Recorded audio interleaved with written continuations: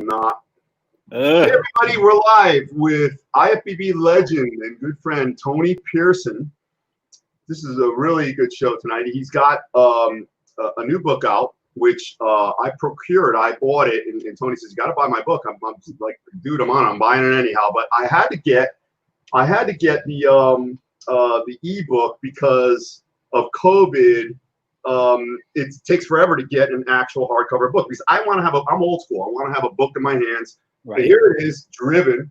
Okay, and you can get it on ebook. You can get it on. You can order an actual hardcover, softcover. It's inexpensive. There you go, $20 or less. And listen, I read the whole thing in one day, and it's a long book. It's like what, 58 chapters. Yeah. And I've been reading it again the whole week because we're going to go over certain points. This is a little different than what we do. I'm going to quote Sherlock Holmes. Sherlock Holmes said, "Most people see, but they don't observe." And what do we mean by that? You look at somebody like Tony or Frank Zane or Arnold or Phil Heath or anyone, and most people just see the exterior. They see the cloak of armor, the emotional armor. They see all the muscle, and that's all they see. Maybe they think it's all drugs. They think maybe the guy worked hard on a farm. Maybe the guy is a bruiser and he has no brain. Who knows what people think? And believe it or not, those stigmas still apply in many cases these days. Hi, everybody. Make sure you let us know. Check in. Let us know where you're checking in from. Your questions. Tony will hold nothing back. He's a forthcoming fellow. We do not have any chameleons on here. No slingers of canards or prevarications ever. It's all truth. It's all about truth. Tony found his truth. Now he's smiling. He's a much happier guy. We'll talk about why. But getting back to that, and Tony's going to do most of the talking here. You guys know I have to put in my 2 cents at the beginning. So we're going to find out why does somebody drive themselves to the point of having one of the best bodies in human history. We can look at Lou Ferrigno. Lou Ferrigno was chased down the street by his father. His father had his service revolver as a cop. He went through a lot of. Hey Dan, what's up? Hello from Madison, Indiana.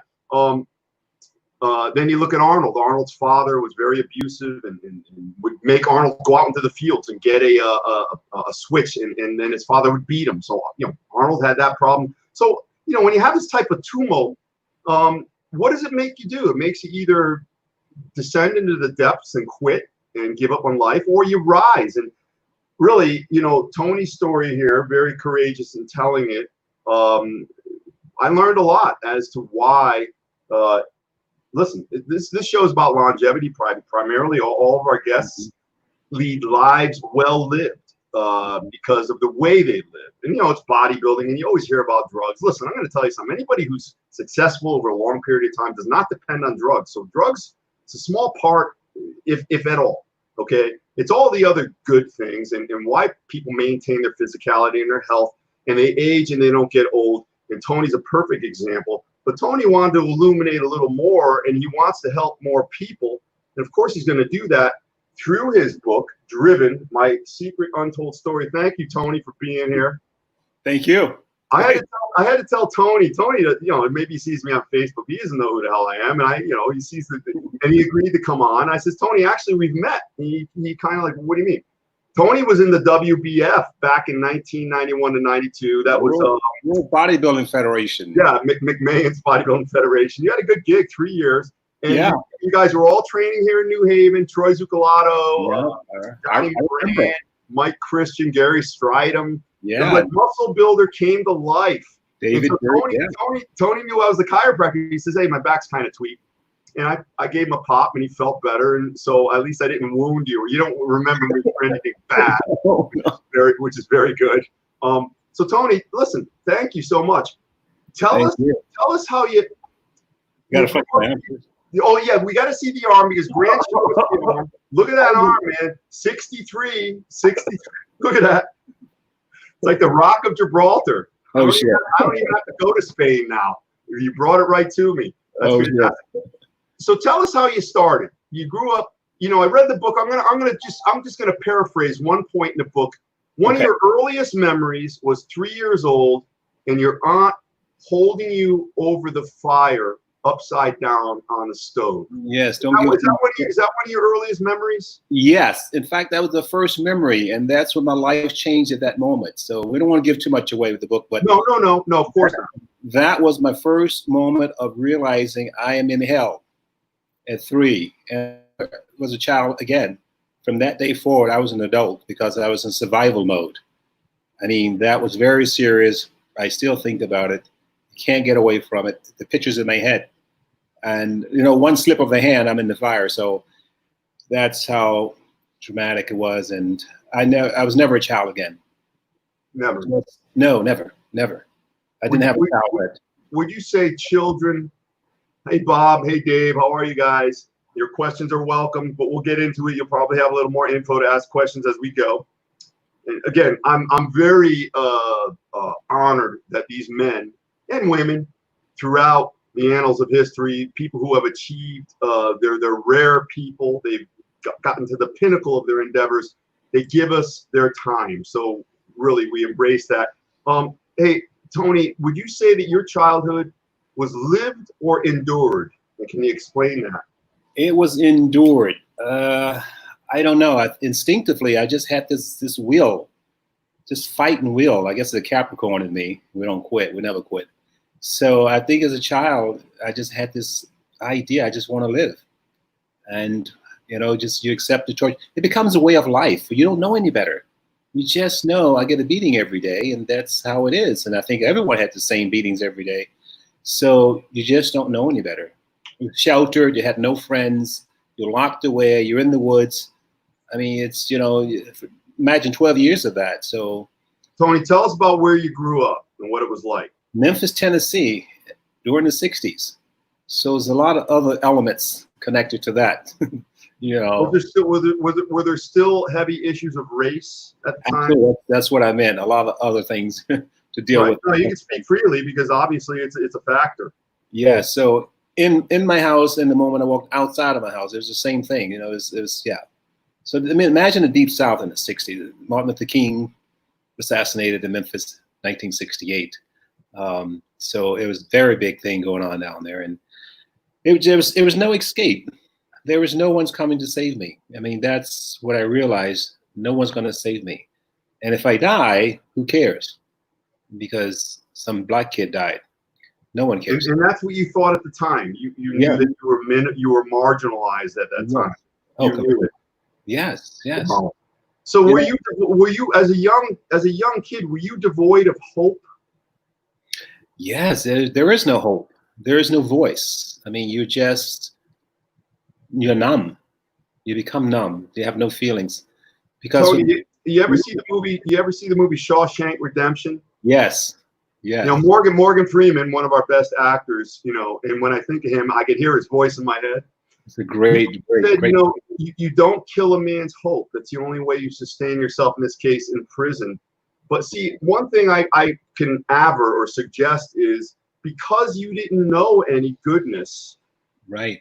I mean, how did you know that there was a better way to live? If that's all you knew, I mean, what drove you to get it, you know, at least at the early stages? It was just survival? Survival. You're in a survival mode, and human beings are built to survive. You know, we do everything we can to stay alive. No matter what, you want to stay alive. So, and as a child, like I said, I had a little extra kick there. I was just really, even at that age, I was driven to fight, keep fighting. You never stop fighting. You take the beatings. You know, you didn't have a voice. You had to keep your mouth shut. You never speak. You've been watched the whole time. So it's, but I thought everyone was living like that until I got to school.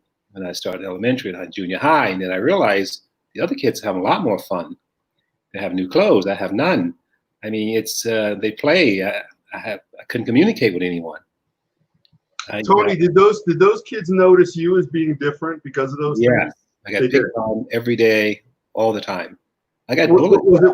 Was it mixed race at your elementary school? Was it all black, all white? It was all black in my elementary school and when I got to junior high. Once I moved to St. Louis, and then it was 50-50. It was mixed. It was half and half white, half black.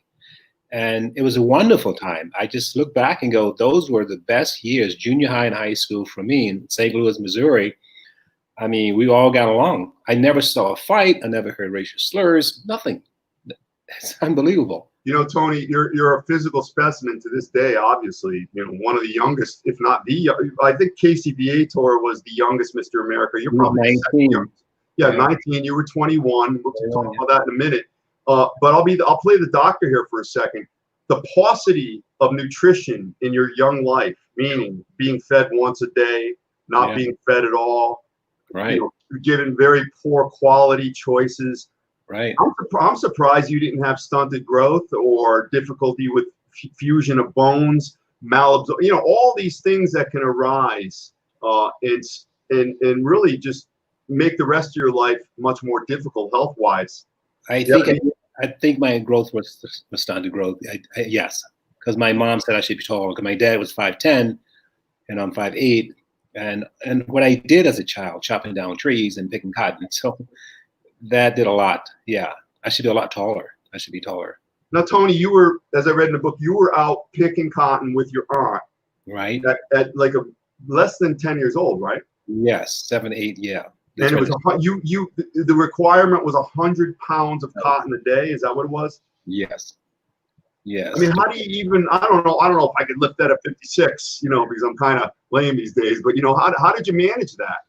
I don't know. I think my dad, he was very muscular, very powerful looking man. He never touched the weight. In fact, he hated the fact that I was lifting weights later in life. What the hell are you lifting weights for? He lost it.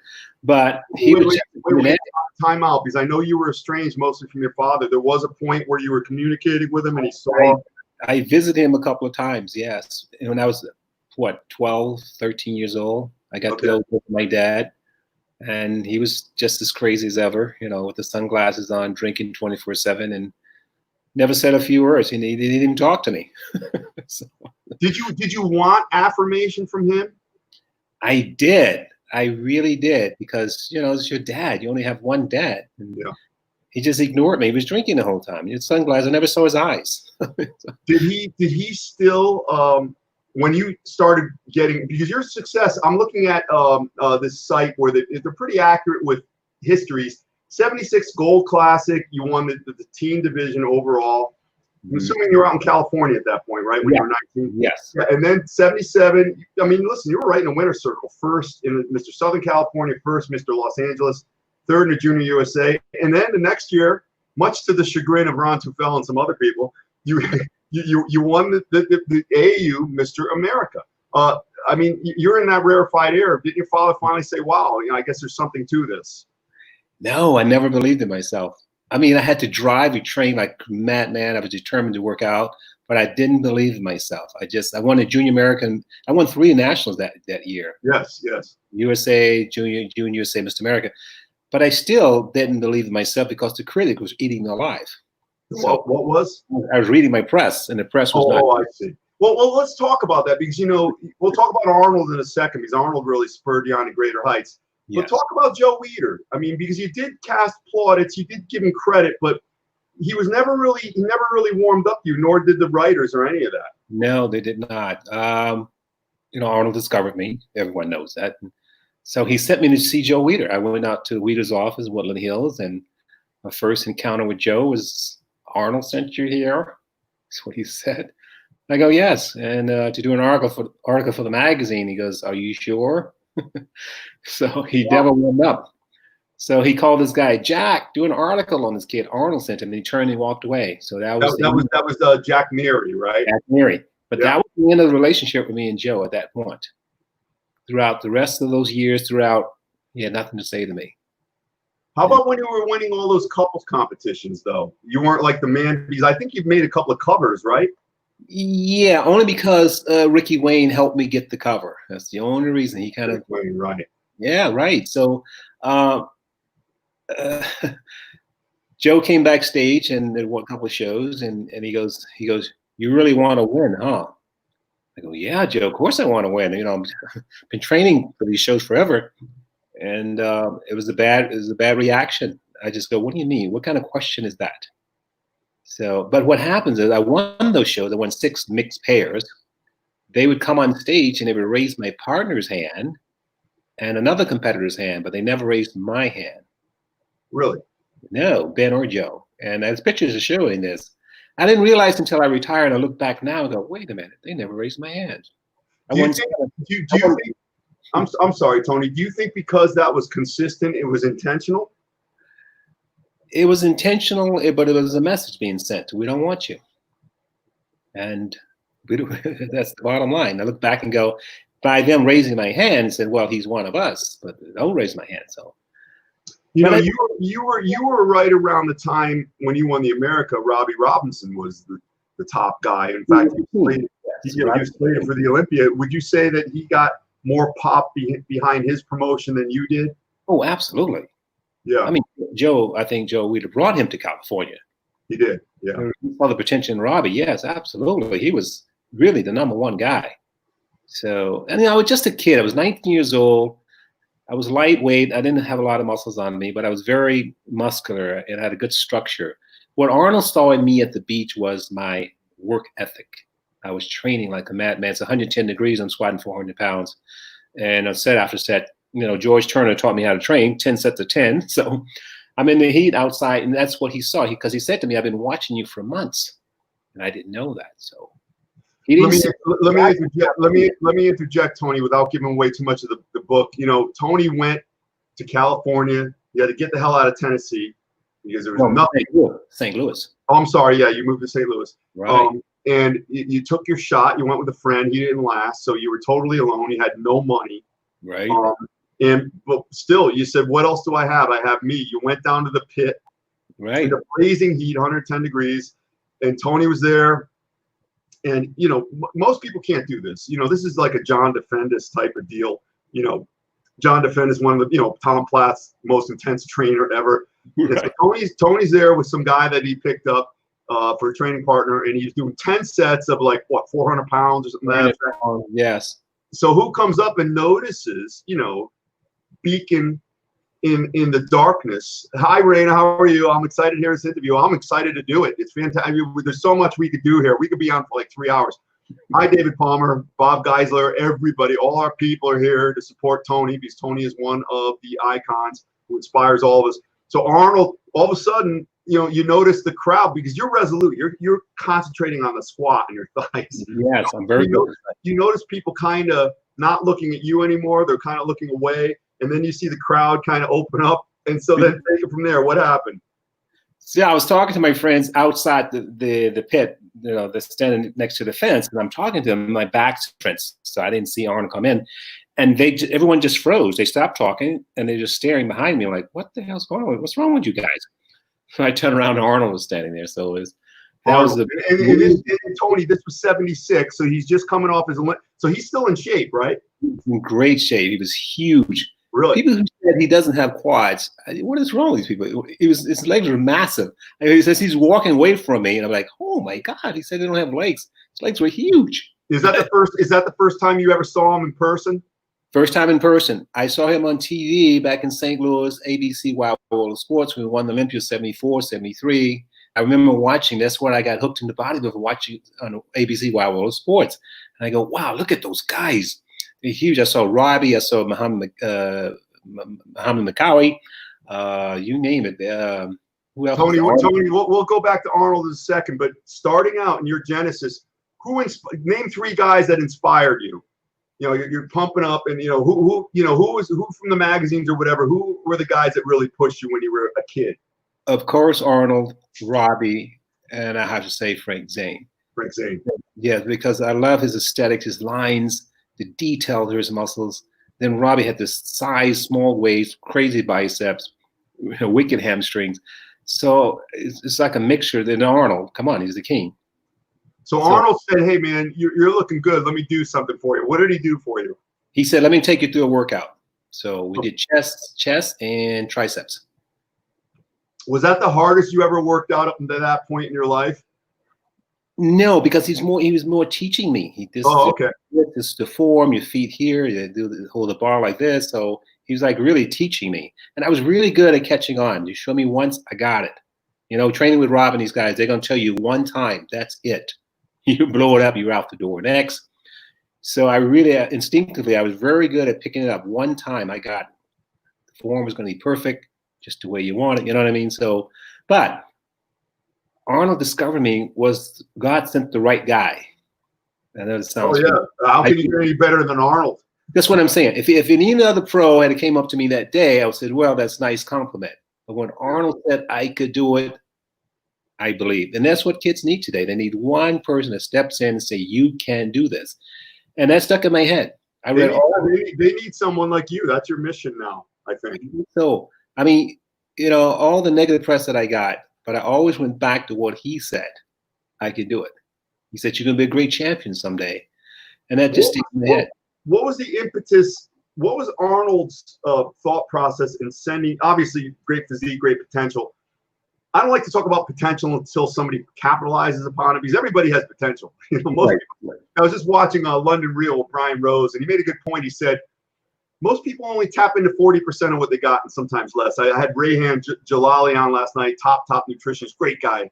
You want to watch his interview. Boy, he knows everything about supplements. But he said less than 40%. So right there, even though you had a lot of negative inflection from everybody, you were able to go back to what Arnold said, and that made you tap deeper and deeper and get to that, you know, close to 100%. Is that true? Yes, yes.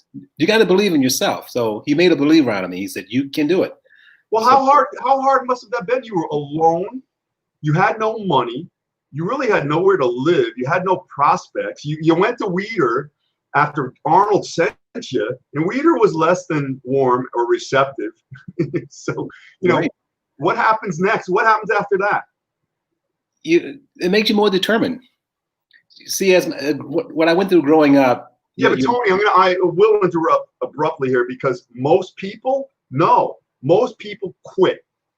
Yeah. Top pro here, Evan Centopani. I got injured a few years ago. Yeah, I've been training almost as long as you. I'm a little younger, but I went to Evan and I asked him how I did. I trained with him for 6 months, and older, but I was overcoming injuries. I go, how did I do? He goes, you did great. Because you know what? 98% of the people, I will give them the same program, and then they find out how hard it is, because it's easy to say you're going to do this and that. Yeah. And then he says most 98% quit. They don't emerge from that 40%. Wow. What say you about that? Wow, that's amazing. That inspired me. All the negative press that I got, it just inspired me. They had no idea. They're just putting a fire in me. I would go in the gym and I said, I will show them. That was my famous line. I'm going to show them. I'm going to show them. So you used it as fuel. Absolutely. I burnt out all my training partners. I'm going to show them.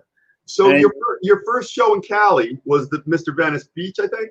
Yeah, first win. That was your first win. I won something, back in St. Louis. I got sixth place, Mr. Missouri, third, Mr. St. Louis, or something like that. Tell us a little bit about training under the auspices of George Turner. I've heard a lot of crazy stuff about that guy. George is a character. Wait till you read my book. I've read it. I love George. But what I had gone through as a child, I was conditioned for him. I was ready for him. I never said no, I can't, I quit. Never, never, never, because I wasn't built that way. Right. George tells you to do, that's what you do. I mean, he was brutal. George was brutal. But he had 5 world champions come out of his gym, so he knew what he was doing. I know he had Roger Callard, Samir Banu, he had Kenny Waller was there, Dave Johns was there. Oh, wow. Phil Williams, who won twice. Yeah. Oh, wow, yeah, he was great. All these guys came from George Turner's gym, and I said, George, I'm going to go to California, and he flipped out on me, of course. Oh, did he? But he's a great trainer, tough guy. But that's what I needed. And I said to myself, when I got to LA and I look back now, he was conditioning me for what I'm about to get in LA. So he knew it was going to be once I arrived in LA. I think he knew the game. He knew I was clueless. I was some stupid kid from St. Louis, didn't know anything about the system, how things work. Just, we work out in the best. Tony, part of your story is parallel to Bob Paris. Bob Paris was down and out at one point, and all of a sudden, anonymous fan, one day he got a letter, and there's $2,000 in there, and it got him through. It's in his book, Gorilla Suit, but it got him through, and it enabled him to keep going. Then he was built upon himself, and he rose. But you're similarly, you met some folks who gave you a place to stay for a little while, and then they hooked you up. Tell us a little bit about that. That was like a stepping stone, right? Because maybe if you didn't have that, you don't make it, right? I don't make. Yeah, you know, no one makes it on their own. No. People say made it to the top. No, there's a lot of people that help you get to the top. You need a break. You need this. You need timing, right place at the right time. I think if Arnold didn't discover me, I would have never made it. Really? No, I had direction. I had no idea. Go see Joe Weider. I'm not going to go see Joe Weider. I mean, I don't think I would have made it. I don't think I would have taken it as serious. I went to LA to be a bodybuilder. I had no plan. I had no system. You know, I had no idea. So you know what you did though? You burned the boats, and what that means is if you want to win the island, you don't provide yourself any escape. So you went there and you put yourself out there. And your friend that you went out there with, he didn't burn the boats because he called mom, and mom sent the money for a ticket, and you went home, right? I made a decision when I left St. Louis. I'm not going to return. This is it. I'm not no matter what. No matter what. I called it Live and Die in LA. There was a movie called Live and Die in LA. Oh yeah. That was my thought process. So I had $9 left. My friend left from downtown LA. Don't know how to get to the beach. I had no idea. So I checked out of the $7 hotel, and I said, the next bus comes along. That's the bus I'm going to get on. Like I said, by chance, I got on the right bus. It took me to Beverly Hills. That bus got me to Beverly Hills. I got off the bus, and the kid says, hey, man, you work out. You all buffed. I go, yeah. He goes, you need to be down in Muscle Beach. So that's what he said to you. He told you. Yeah. I mean, it was like God put him in place. It was just me and this kid at a bus stop when I got off the bus. He looked at me and said, wow, you're buffed. So I got to Venice. He said, take this bus to Venice. So now I'm in Venice Beach. So Tony, are you walking around with your suitcase? Yes. So everything you own, it's like a self-contained unit. There's you. Right. There's one little space. I didn't have very much. No, and that's where it ended. That's the total encompassment of your existence was you and this bag, and you're walking around with $9 and you don't really know where you're going. Right. It's just unbelievable that you're here with me right now. Now I look back and I go, I'm not supposed to be alive. There's so many times that I'm not supposed to be here. I know that. I think you've got to luxuriate and exalt in that because that's an achievement.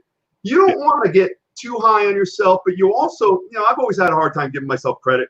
I think guys like us listen, to build a body like yours, you got to be hard on yourself.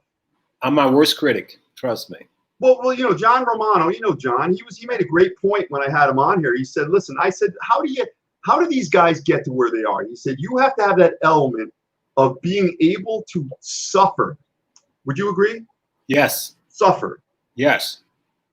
Yes. Like you're going to die. You want to die. You don't care if you die. No. Yes. Suffering.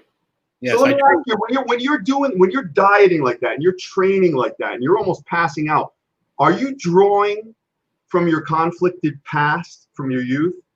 I think so. You falling back on it a little bit is helping you because you went through hard times. So working out to me was fun time. Yeah, right. That was fun. I enjoyed working out, being tortured at the gym. I loved every second of it. I was in high. Me and Robbie used to train together, and he goes, we would laugh at each other because he was trying to burn me out. And I said, it's not never going to happen. We're just toe to toe. And Robbie's brutal. Don't train with Robbie. He's brutal. Well, Robbie, I have actually. And Robbie, we'll talk about this in the book at least. I guess you were, I don't know, somehow you were lollygagging in the gym and Robbie came up and said, don't do that. He kind of did that little football move, stick and move. He he was gone. In other words, he was not inviting any negotiation on that. Right? Yeah, with that voice. I think in American, so I'm back at the gym. I'm feeling all good about myself for a second. He goes, you ain't did shit. Get the fuck to work. And he turned and walked away.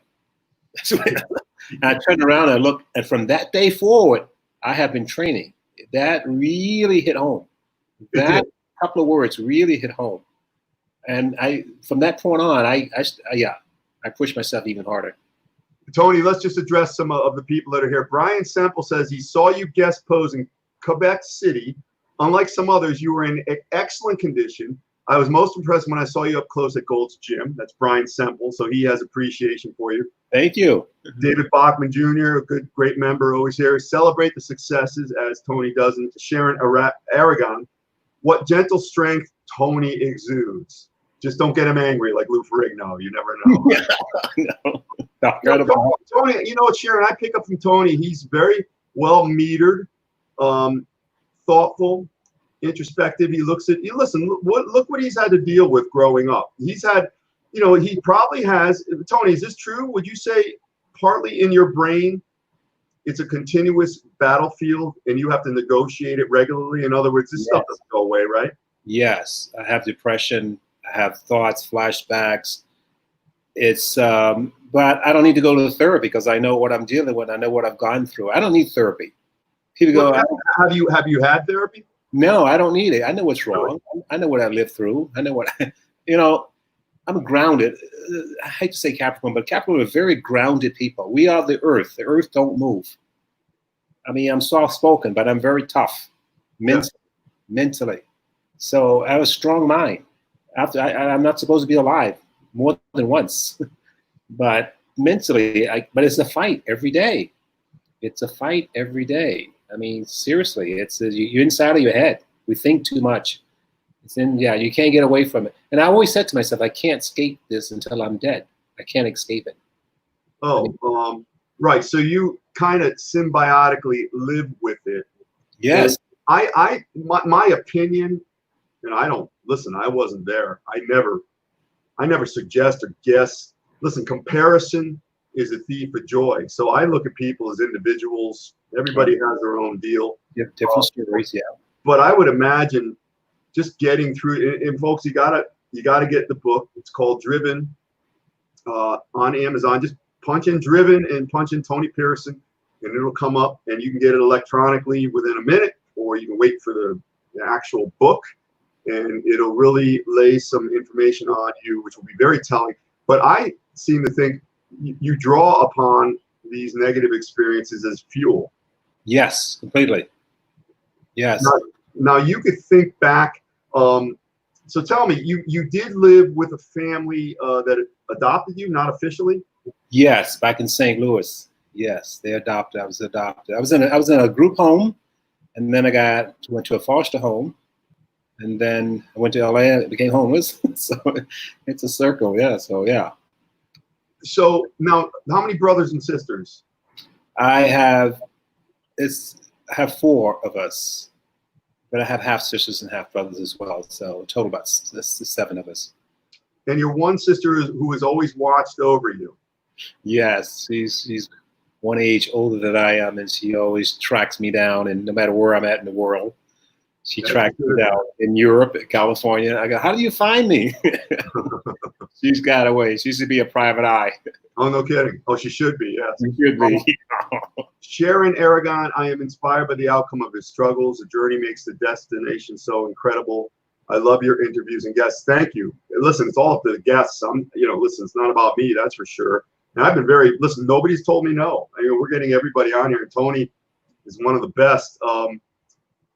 Tony, so you spent time in other countries. Did you just want to get the hell out of here because, I guess the IFBB didn't treat you very well. They just didn't. It wasn't it wasn't the bedrock that you wanted to plant yourself in to thrive as a bodybuilder, right? No, I mean, I got nothing. I mean, I got 0. In fact, I was suspended. I had a life suspension. That I got. Tell us how that happened. Well, after America, I won that 78, and the following year, and things just really fell apart.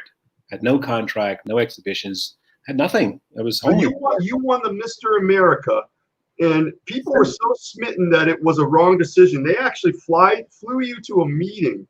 Yes. I believe you, but this is just so wrong. They flew you into a meeting with all the judges there, and they decided whether it was a valid decision or not, correct? Right. They wanted to take the title away. They tried to figure that. They wrote I was the worst Mr. America ever. So they said, they wrote that he was the worst. So I had to read this press. Imagine when you're 21 years old and you read this about yourself. How did that make you feel? But, that's why I never believed in myself. Even though when I started winning shows after shows, I still wasn't good enough in my own head. which would lead to get better. After the Mr. America, you weren't invited to go to the World Championships. You didn't get any guest posing gigs. You didn't get any of that. Nothing. So some guy from South America contacted me and said, "Hey, we have a show down here. It's not sanctioned by the IFBB. Will you guest pose?" And I ended up going down there. I was starving, broke. I mean, really broke. So the night before, I got a telegram. In those days, we had telegrams. Yeah, right. From the president of IFBB, Ben Weider. If you the night before you went? The night before, I arrived down in Central America, and then the telegram said, if you pose tomorrow, you will get a life suspension. A life suspension. Yes, I posed. So now I got a life suspension. So I ended up going to Europe. I went to Europe. So. Well, wait, you did pose in South America. I did. You got paid. And I got a life suspension for life. So now, is this when you hooked up with? Was it Serge Nubret? You went to the. Yeah. Yes, I had met Serge Nubret, I think, once before that, and then he says, "Why don't you come to Europe and compete in WABA?" And I said, "Okay." And so I won Mr. World over there, and then the following year I went to London, and I won the Universe in London. So 2 years away, then I wrote a letter, got reinstated back to the IFBB, and that was at the behest of Kent Keane, right? He told you to do that. Right. Yes, my buddy. Yes, he passed away. Yes. Now, I told you how Kent Keane punched me in the head in gold. I know, but he's the nicest guy you're ever going to meet. No, well, I started. I know how bad he felt because I know. No, I make it sound like he punched the kid, but really he was. Oh my God, he actually punched you? He was talking to somebody and he waved his arm and he hit me right in the head. Oh. I was listen. You know who was in there at the time? The Barbarian Brothers, Bob Jokowitz. Man, it was a scary ass place. And, and then he's punched me. I'm like, what did I do? And he felt, you're right. He felt so bad that he gave me like a coat, a hat, t-shirts. I didn't have the nicest guy you could ever meet. So, I mean, you were a kid. So yeah, Ghost Gym was crazy at the time. You had the best of the best in that gym. I mean, from the amateur level to the pros, they all were there. Yeah. So yeah. So listen, in Europe, I know this much. Like Mike Katz is a personal friend. And when Mike went over with Ed Corney for the 72 Universe that he won his class, Corney won the overall. He said going over there, and even to this day, bodybuilding in some countries, if you win for the country, they give you like $100 grand. They give you a house. He said, over in Baghdad, it was like the Beatles arrived, and people like were following you everywhere. You don't get that here, but when you went to Europe, and you were with Serge and you were winning the Mr. World. Did they treat you better? Were there more options and opportunities for you? Yes, a lot better. Yes, I mean, an American coming over and he wins the Universe in London, so yeah, it was much nicer. It was a different atmosphere, put it that way. It was like a family. They invited you into the family. Really? We all after the show, we all had dinner together. This happened for two or 3 years in a row. So yeah, it was much different. Then I came back home. Yeah. Well, why'd you come back home? Things started to dry up. Well, because you pretty much completed that tour over there. You won the shows. There's nothing much left to do. Right. I mean, IFBB was the most powerful federation in the world. So I wrote, Kent said, why don't you write a letter to get back in? You got to get back in. And surprisingly, it was like just a couple of lines. They let you right back in, right? Yes. Why do you think that was? I don't know. Well, I had a lot of covers in Europe. I mean, I was very popular in Europe, so maybe that helped. Was this before or after the Michael Jackson conversion? This was before the Michael Jackson. This was before 1981. Yeah, Michael didn't come around until 84. So it was before Michael Jackson, but I had won all the shows over there. When you adopted the Michael Jackson persona, you were still Tony Pearson. Right. How did your prospects and fortunes improve? A little bit more exhibitions and seminars because people said, "Oh, the Michael Jackson's gonna be guest posing," So I had the routine down, the posing, so that did help. And seminars, so I did some seminars. I asked these questions at the end. We're not near the end yet, but I asked 5 questions. I'm going to throw one in right now. Okay. The stomach vacuum pose. We're going to leave you out of it. I was going to put you in it. Who's better, Frank Zane or Mike Mentzer? Zane. Oh. Mentzer would throw one. So yeah, but Zane is the only guy. I've been looking at his pictures lately. I'm studying this guy, and I go, what is he doing different? He's the only guy who can do that vacuum straight on, flex his lats and flex his pecs all at once. Effortless. Robert Nylon, the great photographer from Australia, a lot of the iconic pictures of Arnold he took, he told me, I got a pretty good vacuum. It's not like you guys, but he saw one. He says, you know what Frank Zane did? This is what he would do. 25-pound dumbbell, and he would do 30 to 40 reps, 10 sets every day, for a prolonged period of time. And you would never think that. No. Dumbbells. What did you do? Press or pullovers? What's that? Were you doing dumbbell presses or pullovers? I mean, no, pullovers. Pullovers. Dumbbell cross bench pullovers for the vacuum. Hey, I got it. But it's not working his vacuum. I see why now. I get it. That's hitting that lower pec and that inside lats, because that's where he's flexing. Yes. He had the striations going through here all the way down. But how did he get that? That's what that was for. Arnold gave him advice. He's Frank. I don't know. He needed advice from Arnold. You got to watch out for those advices. But I guess this was legit. He said, throw that vacuum pose at the very end, because that's what captures the people. And you were one of the best posers, so you understand, the positioning and all that. But I guess that's what he did. Yes, that was always his last pose. Yes. And the most.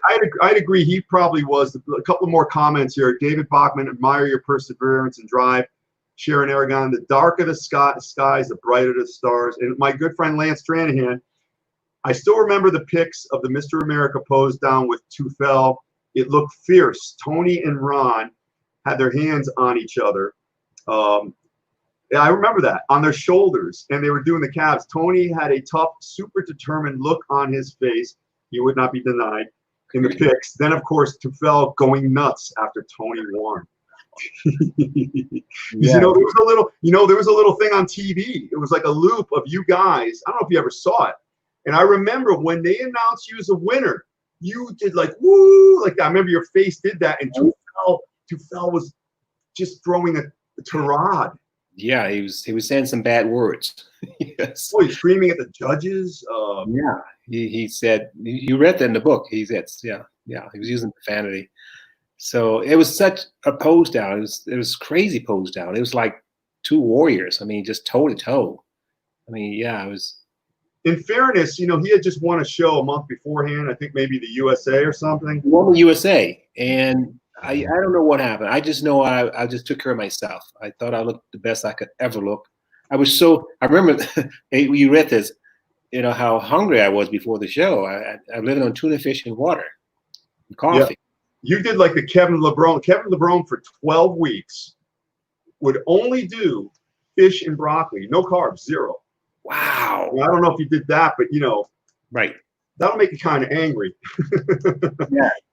But I was so cut. If you see the pictures. Oh no, that was the thing. You were so shredded. There's no way to get humanly any more cut than that without dying. Right. And Tufel, from what I read, and maybe I noticed it, he peaked for the USA, and he was a little off. And not taking anything away from you, but he just probably he had the the thick musculature, but he just was a little bit off. That's my opinion too. He was a great bodybuilder. He's a great champion. I think he peaked at the USA, and it's hard to hold on at that age. You don't know how to hold on to it. So that's another month. You gotta hold on. So, and I think he came in slightly off. One of our earlier discussions, you and I talked about this, and I'm going to tell you how words pack punch. I met Tufel. He's from the Northeast over here, and I met him in some gym seminar, and I went up to him. I was maybe young, 15, and I admired him. He had these thick abs. His abs were extraordinary. Yeah. So I went up to him and I asked him, when you're a kid, you think there's a secret or some way. Right. And I said, what do you do for abs? And he kind of just blew me off. He says, I don't do anything with my abs, and he walked away. Now, that might be true because, you can get collateral effect from maybe doing push downs, and you got to tighten your abs and straighten out, stabilize the spine. But that always stuck with me. And I heard, well, maybe he was having a bad day, but I heard it really was, that's kind of how he was. So you're not really winning anybody over. Being nice is free. Yes. And that's always stuck in my head, and I know you're not like that. I mean, No. I talked to all of my friends, fans, sign the pictures. I used to do seminars, and I take a picture with everybody in the house, of course. Because they're ones that they're supporting you. Right. Why else would you be doing this? Frank Ferry, a great senior bodybuilder, he wants to ask about the vacuums. Are you talking dumbbell pullovers cross bench? Yes, dumbbell pullover cross bench. That's what that's the development that Zane has in his inner lats, and to be able to flex his pec like that. That's the answer. That's why he was doing that. I got it. Okay, but to do the vacuum pose, you're not breathing, and to do it and contract those muscles and your legs all at the same time, it is phenomenal for that shot. I can do the vacuum pose from any different angles, from the side, from the front, crucifix. I can do the vacuum pose. Most people can't. Zane only does it one way. Boom. And he's done. Wait. Crucifix. Were you training with Cal Skolnick at one time? No. Do you get that do you understand that reference? Yes. Yeah. He got 78 Olympia when he got fifth and he did the crucifix. No, but it's hard. The crucifix is a very hard pose to do. And what happens when you extend your arms from your body, you really expose yourself. Yes. If you do shots like this, you look great. But when you go out here, your flaw starts to show. So I can do the vacuum from there anyway, in the direction. So I think they said I can do the vacuum from any shot. But Zane is really, I'm just impressed. In fact, now I'm watching videos lately, trying to figure out how can I flex my lats and the pecs and hit the vacuum, flex the legs all at the same time. Like one shot, boom. Tony, for people who just joined, let's see that arm again for a second. Because Bill Grant is looming. Look at his arm, 63. Doesn't matter.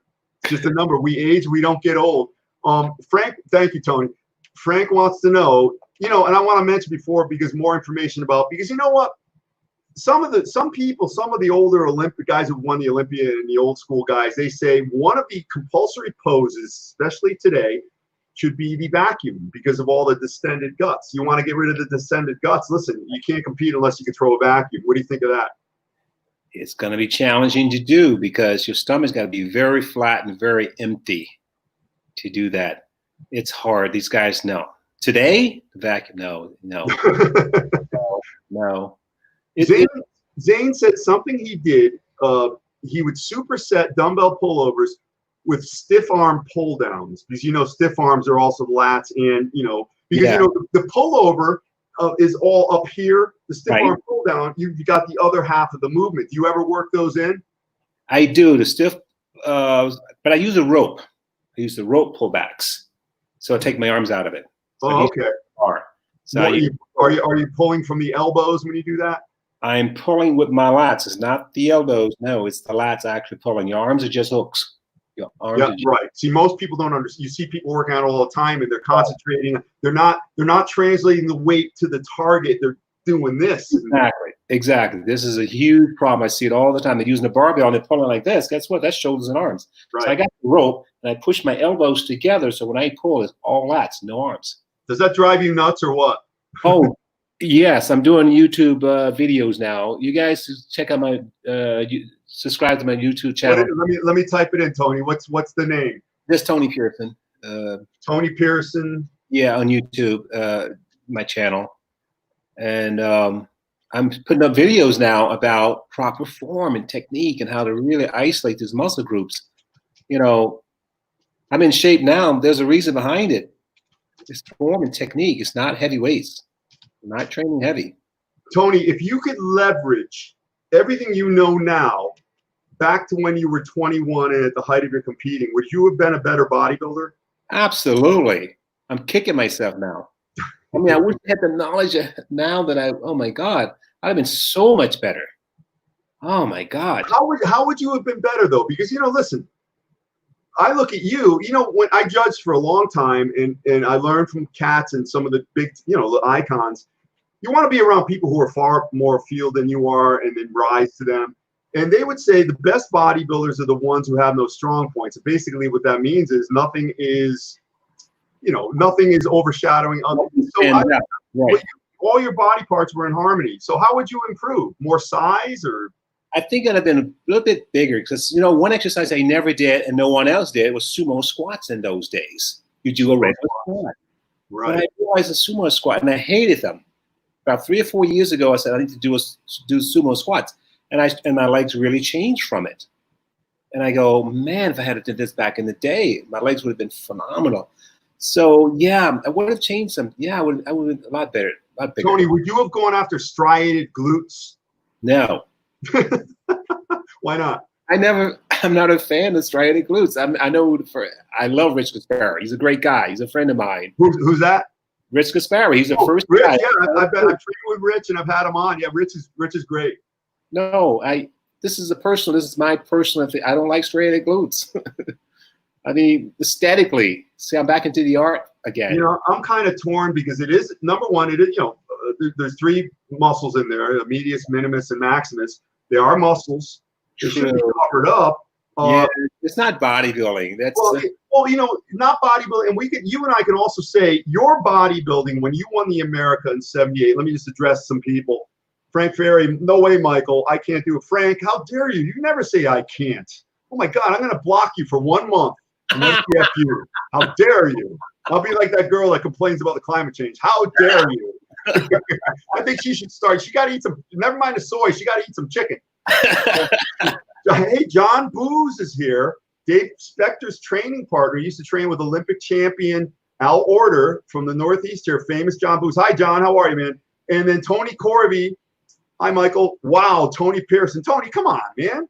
I don't lowball anything here. Only the absolute best in human history, and he's right here. No, so you as your bodybuilding in '78 was bodybuilding. Bodybuilding today is called bodybuilding, but they're not the same, are they? It's not the same body.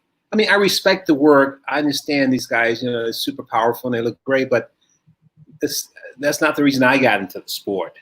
You know, to me, I see myself as an artist. I wrote that in the book. I'm an artist. I'm not a bodybuilder. I'm sculpting myself, and I make sure there's no flaws. You know, the shoulders, the abs, everything. Let me say something about the ab thing, because you're talking about the abdominal work. Hold on, Tony. Hey, Frank, I'm just busting on you, man. I know. Vacuum's not easy. Tony, before you go into that, tell us how that happened. Because didn't it just spontaneously did your stomach go into a vacuum on its own? What the hell is this tomfoolery? Come on, man. I'm working the concert back in the day. You know, that's my job, 9 hours standing. And I was working a Stevie Wonder concert. I'm down by the stage. I'm a little suit and tie on when I'm 19 years old. Yeah. So I'm standing there, and all of a sudden, my stomach disappeared. I go, what the hell was that? I'm looking around, and I touched and I did a vacuum pose. I mean, no one ever taught me that. I had no idea how to do it, and I did a vacuum pose. And I go, this must be from the heavens. This is a gift from heaven. That's my first vacuum pose, and I use it ever since. See, you know, Tony, under Connecticut state licensure to be a doctor, you have to be clinical and be able to explain things. So I don't know if going forward, if I could explain that to anybody. I still can't explain that. I hit a vacuum pose and I said, oh my God. So when I got to America, I hit vacuum pose all day long. It's in the America competition. Hey, listen, when you started throwing that in exhibitions and contests, how do people react? Did it give you an edge? Freaking out because they've never seen it before. If you didn't see Frank Zane do it, no one else was doing it. I mean, Robbie did a little bit, but there was no vacuum poses. So I used to get standing ovations all the time. I'm not tooting my own horn here, but I would go in the Midwest and around the country and do exhibitions, and I get standing ovations. And I'm asking myself, why are they standing up? You know, I'm like freaking out. I had no idea. I didn't believe in myself. I go, what do they see that I don't see? That's what I would ask myself. What do they see? I don't see it. Well, you know this. People always see you differently than you see yourself. And right. I know this sounds kind of weird, but you're with yourself all the time. Yeah. You don't necessarily notice the changes, but you'll see someone a year later and like, whoa, hey, but let me ask you an interesting question. Mike Katz, my friend Mike, had one of the biggest chests in history. Yeah. I asked him, it's usually not training. And he said this, and this might tie into you, the xiphoid process. I don't know if I could show you. It's right here. Mm-hmm. It's where the rib cage kind of meets up top, right below the sternum. Mm-hmm. He said his xiphoid process was about 10 inches higher than the average person, so it really gave him a big lift. But he also said before he was 21, he did a lot of pullovers because the cartilaginous attachments, the cartilages that hold everything in place, they're more pliable. You're not done growing. You're not done fusing. That is true. Yes. True. And so let me ask you, you were a wrestler in your young years. We should talk about that a little. Was there any training pertaining to that area or breathing exercise or anything like that in your wrestling training that might have given you an advantage to having that ability to do a vacuum? No, I just can't explain it. In wrestling, no. You're on the mats and it's more of this head locking up and, shooting for one leg, 2 leg takedowns. No, nothing like that. I don't know. It just happened. And I look back and go, man, that was a blessing. I mean, you have to learn how to do a vacuum pose. It is not easy. It is. I'm digging for that secret that I know is there. I used to practice the vacuum pose with a full stomach. So if I can do it with a full stomach, I know on stage is no problem, but I'm empty. So I would practice the vacuum pose with a full stomach. I would eat full and then hit the vacuum. Yes. Really? You want to see a vacuum pose? Yeah. Let's see it right now. Vacuum, everybody. Here we go. There you go. Move over just a little. There it is. Wow. Look at that. It's like a question mark. You and I talked about this. That's important actually, because you're real. And I'm not saying other people are necessarily not real, but guys get in shape for a contest. They do their photo shoots. They use those photos all year as representative of their shape. But listen, they gain 50 pounds. They're only emblematic of that shape for 3 days. Right. You, at any given time, somebody can call it, Tony, we need you for a shoot. You're always in shape. There's integrity there, right? Yes, yes. To me, it was a full-time job. It's just a job. For seminars, exhibition, they expect you to be in shape.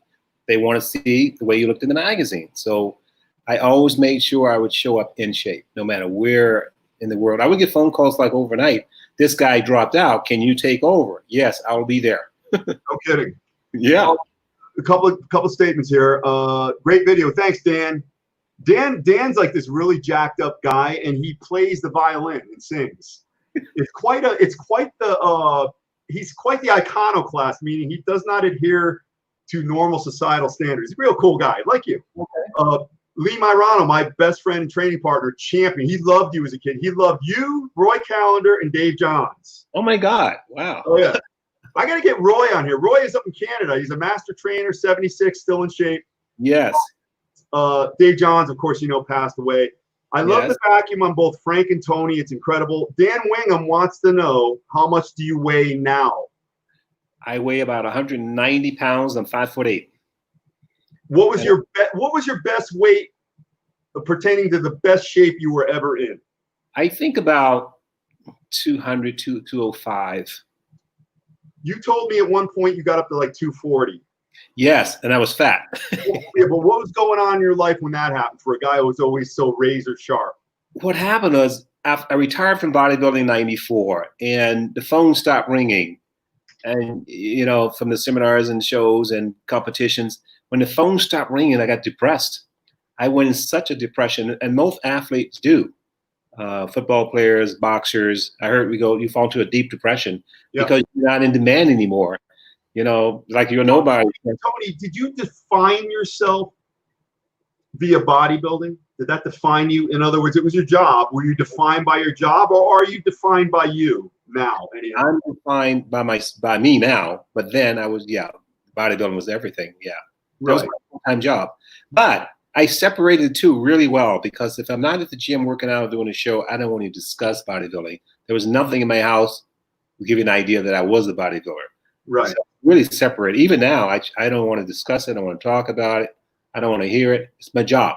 Hey, Tony, why does a mediocre guy like me in bodybuilding have so many things around the house that remind me of it? I heard it's a good thing, though, to have pictures and trophies of yourself as a reminder. Listen, I've got a picture of myself over there, and somebody, is that a picture of you? I'm like, yeah. And he said, why? I'm like, well, because I'm working on myself, man. It reminds me to stay on point. It's a picture of when. It was a picture of when I look at the picture. I'm like, boy, I was happy there. Boy, when I'm in shape, 80% of the things don't bother me. Right. I got to keep that in front of me. Yes. So when I start slipping and I get to 240, I've been there. I got to get back. Right. I totally agree. They said it's a great thing to have pictures of yourself. I know a lot of pros got a lot of pictures of themselves in the hole. I've seen the pictures. I have no pictures of myself in here that's up. I got the trophies, but no pictures. No. Tony, do you agree? Frank Zane said, of course, he said his wife was his photographer much of the time, but he said, listen, the only thing I have to prove that I was who I was and I did what I did was our photos and some film. That's it. Because once you're older and you lose the physicality and sarcopenia sets in, you're losing the muscle, there ain't no going back, right? No, there's no going back. No. That's why I'm so consistent now to do something every day to hold on to what I have. I train every day, 7 days a week. With this pandemic we having, I've been 10 weeks now. I've never missed a day yet. I've missed a day. Well, what to you? Let me ask you, what is longevity to you? Because to me, you define it. You've lived it all your life. It's all about aging without getting old. I mean, how do you manage that in your life? You got to take one day at a time. At my age, I'm 63, so you take one day at a time. Survive today. Don't worry about tomorrow. Just be healthy. Stay safe today. Don't injure yourself. I've been doing this since 1974. So my mindset's completely different now. I know I got to be cautious, got to be careful. Don't overdo it. Do just enough. Hold on to the muscle that you have. Don't try to get any bigger. It's not necessary. But, Tony, life goes by this fast. When you were 3 and maybe, being burned, when you were 9 and you were writhing in hunger and going to bed with uncertainty, did you ever see yourself making 63? No. I always said I would die young. I always said I would die. Yes. Why? I believe that because there's condition in my head already. You're going to die. I'm going to kill you. Even when you were doing well in bodybuilding? Yes. I mean, I kind of put that in the back burner at that time. The reason I wrote the book is to hopefully help some kids that you are right now going through went through what I've gone through in my life. So if I could help just one child, because I know how they feel, I know how they're thinking, I know, you know what I mean? I lived it. So you don't have to tell, you can't explain it to me, but I know, and they're lost. And 4 out of 5 kids are being killed by family members today. You can Google it. 4 out of 5? 4 to 5 kids per day. Oh, okay. Have been killed by family members, dying. Yes, today. And it's still happening. There's no reports about it. No one's talking about it. It's like it's taboo, but it's happening. Listen, you and I cannot, you can't change the world as an individual. You can't save the world. You can change yourself. Right. But what do you see? Because I think of these things and I do what I can. I try to strengthen my sphere of influence. That's what I say. And everybody, listen, you could be a person that lives alone. Your sphere of influence is like the chipmunks outside. You can be a father of family. Your sphere of influence is 5 people. You could be the mayor. It's the whole town. You could be the president of the college. It's 10,000 people. You could be the governor. But, in your case, you can, be glad to help you develop a platform. You already have one. Right. Because you have that power of achievement and consistency, and you can wield that to influence. And I think influence, because it's not like you're going to literally take food to a kid's house and he's going to eat it. That's like that old fish parable where give a fish, eat for a day, blah, blah, blah, all that. Right. But to pound this home, I mean, that's your mission now, isn't it? Yes. Well, this book is to give hope. And most people don't have hope. And this is why they turn to drugs and alcohol and crime and all this other crazy stuff. But if you have hope, like you said, hope is the last thing that goes. So these kids have no hope. I mean, they're starving, they're being abused, they're dying, and no one's even talking about it. It's not even up for discussion. Do you think as a society we suffer from something? Well, I'll just term it. It's a case of that's the way it is a meaning. Like I'll see a guy named Jim. Hey Jim, how you doing? And he'll say to me, forgive me, but he'll say, same old shit. I'm like, no, I don't know. I don't want to be pulled into that. But what I'm saying is the expectation that things are just supposed to be lowballed. The standards are lower. Right. I was talking with Rayhan Jalali last night, Sylvester Stallone's trainer, and what a great interview. Not as good as yours. I'm going to defer to you. But he was saying that, as far as, I lost my train of thought. What were we just talking about? I'm sorry about the kids. Giving the kids some hope. You know, that was the whole Yeah. purpose. Well, I don't have to go into Rayhan there, but yeah, it happens when you spread around like this. You know, I've got a senior moment going here. I got to take some ginkgo biloba. I have it here somewhere. No, this is CBD. CBD. I'm coming out with a product. Oh, CBD. okay. It's good stuff. Listen, I heard. You want to. You know, let me just. We're gonna come back to the kids. It's the most important thing. But you injured your knee wrestling. Yes. Sadly, you had to have surgery. Yes. Throughout your training career, and you sitting here now, in all the trauma, you've had to savage your body to grow. You got to do these inhuman things to yourself. Yes. Hopefully within the confines of good biomechanics. Right. What kind of pain, if any, do you live with daily? Every day I'm in pain. Throughout my whole career, I was in pain. I suffered with that knee, squatting 400. Yeah, I was suffering the whole time. But mentally, I said, I'm strong mentally. So I destroyed my body. My body was completely, I couldn't walk in 2001. I was crippled. Tony, as you were going through, did you know, listen, I know you're trading off. Like they did a study. They interviewed a bunch of athletes. They said, if we give you this pill and you could become a world champion, but you've got to die, you're going to die in 5 years. That's a trade-off. Most of them said, yeah, I would take it. I'm not saying anything about dying or taking pills, but did you have that mentality? Listen, I know I'm doing damage, but I'm going to win the show, and to me, it's worth it. Yes, that's what I said. If I drop dead on the gym floor, I'm okay with it. So the only way to get 110% out of yourself, you can't be comfortable. To get 110% out of yourself, you have to be willing. I know it sounds strange. You're willing to die for a show. You have to be willing to die. I'm not taking drugs, but the torture of the workouts twice a day, every day, year round for 20 years. You have to be willing to sacrifice yourself, pain or no pain. Understand when I mention this, I love him. I love what he represents. Probably the most heavily muscled human in history. Ronnie Coleman, look at him today. You know, pretty much an invalid. And I mean that in a medical constructive way. I mean, what do you think of that? I mean, you know, that's obviously. You know, Ronnie, I think he's just phenomenal. I see his back shots and his. Oh, listen, that's you can't even listen. When you see him, if they sent Martians down to capture a human, and they know what a human looks like, they look at him and say, "No, that's not a human." They keep going. We don't want to find somebody else. Yeah, I mean, he just really. I see his picture and I go, he was really insane. But Ronnie, you know, he was a weightlifter before, so he has that mentality. As a bodybuilder, you can't have that mentality.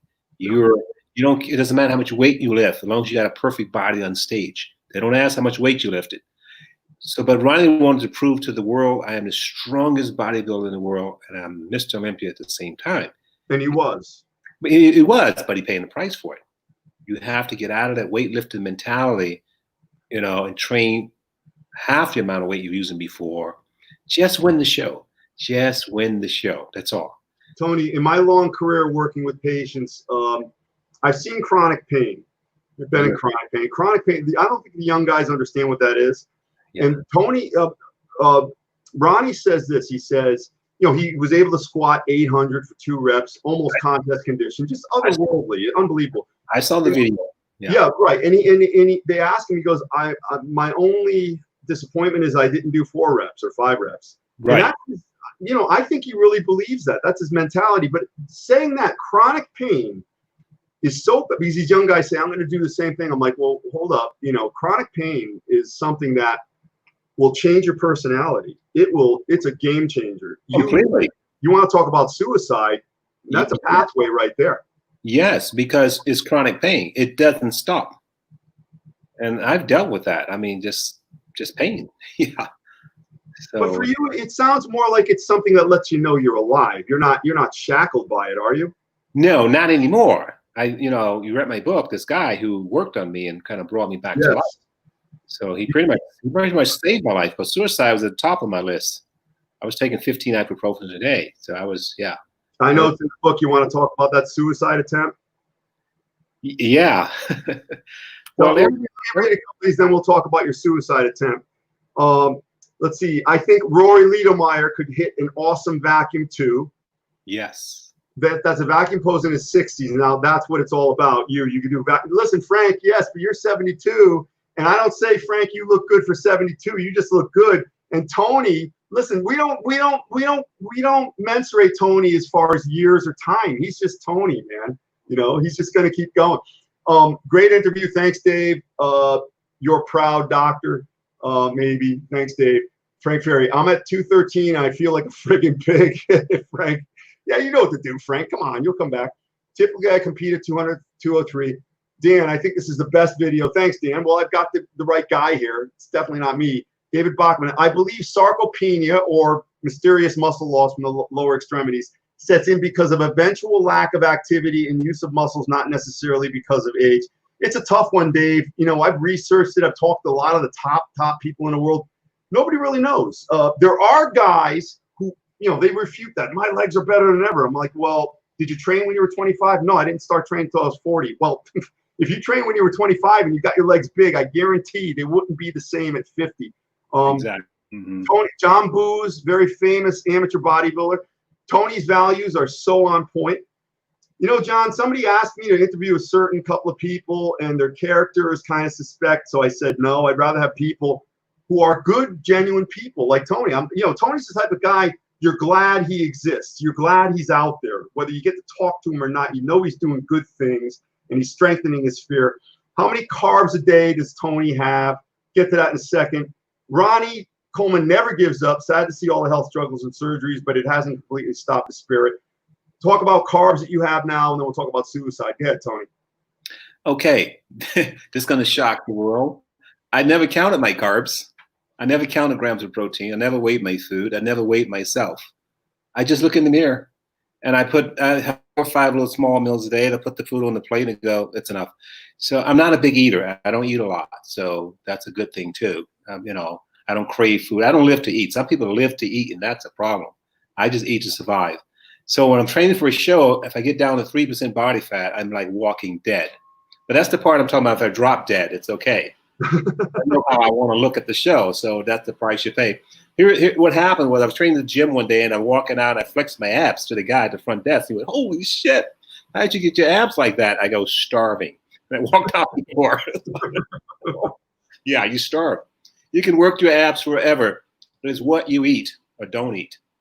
And if I got a show coming up, I will starve. There's no doubt. I will not cheat for a second. And I would train twice a day. I mean, I got to do squats. I walk in the gym. I could barely get to the gym door to do squats. But once you start squatting, you're okay. It's all mental. Your mind takes over. I learned it from Robbie. Robbie's so mental. I know one premise you do not subscribe to. You hear this sometimes. Getting in shape is 80% kitchen, 20% gym. I think you'll agree it's 100% everything, right? It's everything. You're right. It's 100% everything. Everything. That's true. That's true. It's you must be on a diet, and you get used to it after a while. After a while, you just know this is the way it is. You know, there's a show coming up at the end of the year, and I might want to do it. There's a show coming up this year. Oh, you got to do it, man! Come on. We're going to go over that in a second. But listen, when eating is a chore, eating is for fuel. But when you do enjoy yourself, what's your favorite thing to eat? I love Italian food. Well, you got to come to my house over here. This is Italian Central for America, Connecticut. I love Italian food, but I got to stay away from it. I mean, at my age now, if I just look at it, I'm going to get fat. You know, when I won the American, all those shows, and back, I had such a fast metabolism. I could get away with a lot. Of course, I got away with a lot. Now, no way. I mean, now I have to diet. Tell us about the suicide attempt. You know, everything came to a head, you know, from a childhood, suspension, not winning, being, you know, home broke again. And I quit. And, you know, but that's what happens. I quit 1980. It was 1980. Yeah. I tried to end it all. But that was just once, and you overcame that. And I came back and won the universe the same year. So, there you go. I just got up. So yeah, it was a very troubling time, you know, because I expected so much from bodybuilding. going to California and Venice and the Weeders and the magazine, and nothing happened like that for me. Just the opposite. So you get so depressed. And I didn't have any family members to fall back on. There's no one to call. I get the sense that you enjoy being a bodybuilder more than you enjoy competing as a bodybuilder. Am I right? I could be wrong. I often am. I love both because I love to perform. Right. I love the stage. Now off stage I'm really shy, but I always hear it all the time. So man, you get on the stage, you really turn it on. So I enjoy the stage, and I like competing. I'm very competitive. I want to win. Yes. So, but I enjoyed being a bodybuilder. But it wasn't to look at myself and go, "Wow, I'm a bodybuilder. I'm this." No, I trained to compete as a competitor, not walk around every day and says, "Oh, I'm a bodybuilder. I'm so great." No, not being a show off. Put it that way. Only to compete. I'm only on stage. Like at the gym, I'm covered up the whole time. You never see my body at the gym. People go, "Man, you never show your body." I go, "It's only for the stage lights. When I'm on stage, you'll see. But until then, I don't want to see my body." You ever meet Michael Jackson? No, but I had a conversation with him on the phone. Did you? Yeah. What happened with that? I trained his dermatologist, Arnold Klein, yes, for a couple of years. And him and Michael's very good friends. And Michael called the house. This guy had a full gym, and this beautiful gym in his house in Hancock Park. So I went over there. I was training him in LA, and Michael called. And the doctor was on the leg press machine doing the leg press. So he just took the phone and handed the phone to me. So I got Michael Jackson on the phone now. Right? And I said hello, and just with that voice he had, hello, very soft voice. And the mistake I made, I go, "Michael," the third question I asked him, "Where are you?" Because I'm excited. And he paused for a really long time. And he goes, "I'm in LA." And the doctor just took the phone out of my hand. So as long as he didn't bust you for trying to steal his look or anything, No, of course not. I think you might have pulled it off better than him. I'm looking at your competitive history. You did, after this is before the WBF, but you won the Grand Prix Denver. You went in a lot of IFBB shows. You were on the circuit. Yes. So you won that. And then this year in particular, 83, you were in the top 5 throughout the year, which is quite an accomplishment, which would tell you you're in the running, potentially Olympia consideration, because these are the guys in 84, couple of thirds. Then, you bounced up in 85, 12th in the Olympia. Yeah. And then you're back to the top 5 in 86. Yeah. So it's kind of up and down. I'm just reading this. I'm not judging it at all. No, it's true. It was a yo-yo. It was up and down. You're right. Yeah. Roller coaster. Was that due to your condition, or was that due to what they were looking at? No, I always show up in shape. No, I know that. I'm being kind of rhetorical. I know the answer. No. I'm not going to walk on stage, half conditioned. No way. Right. You just don't. Way. No, it's my name on the line here. I don't want to disappoint the fans. They paid money to see you. They want to see a show.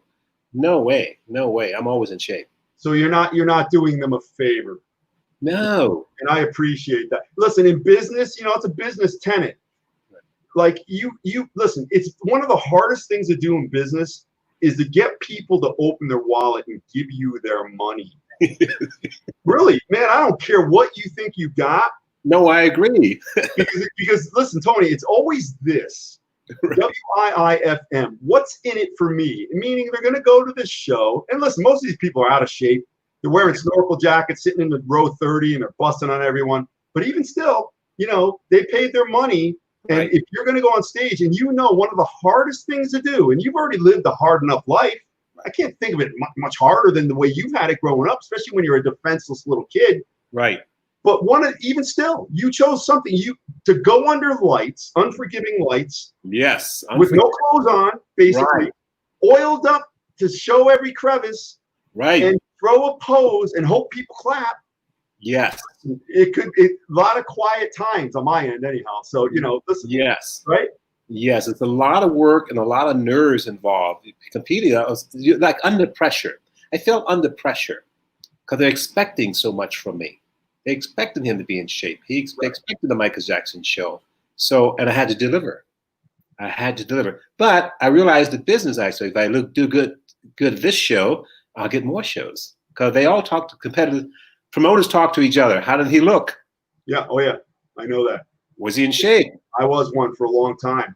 Right. So we had a guy once, and look, I know everybody gets up from bed and they want to do the right thing, and that's point A. And getting to point B, falling back into your bed at night, exhausted from a hard day's work. Right. Most people, they take detours, they get distracted, they end up doing the wrong thing. I don't think it's ever intentional. We hired a guy.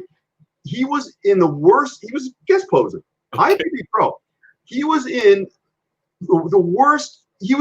Listen, I've been involved in either as a competitor, promoter, judge, sponsor, MC, probably 300 shows. And wow. No Mike Deuce exaggeration factor on that. Okay. This guy was in the worst shape out of anyone, guest poser, person in the crowd, competitor that I've ever seen. And he still won. And listen to this. He was one of those guys that was getting the $5,000. And he wanted to get paid, and it was a contract. And I was like, man, if this were me, I would say, I'm sorry. You know what I'll do? I'll motivate the crowd. I'll give you some words. I won't take my clothes off, and I don't want any money. That's right. Exactly. I would be embarrassed. Personally, I would be so embarrassed. Right. My pride's on the line here too. Right. Yeah. No. Well, Tony, it's business. It's business. There's a responsibility. Right. There, I think, You made a commitment. Right.